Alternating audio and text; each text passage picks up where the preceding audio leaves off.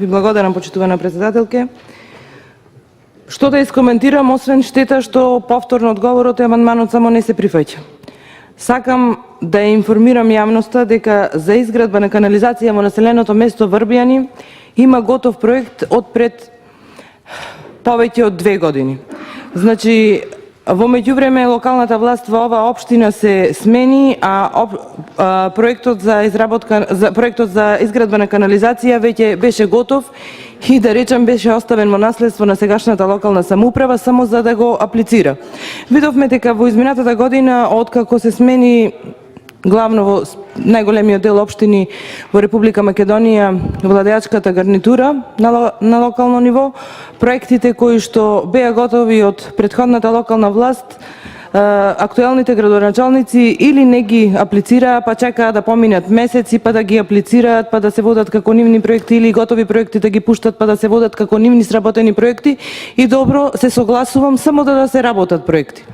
Во изминатава 2018 година сведоци бевме дека, мислам на 2 пати, министерот за транспорт и врски излегуваше на пресконференции и ги повикуваше градоначалниците да аплицираат со проекти за канализации и водоводи во населените места. Добро е што ова влада го продолжи проектот кој што го започна владата на ВМРО ДПМН да финансира канализации и водоводи во населените места во Република Македонија. Обврска на општините беше да ги сработат проектите за канализации за водоводи. Јас повторно ќе кажам, значи проектот за изградба на канализација е готов, само треба да се аплицира.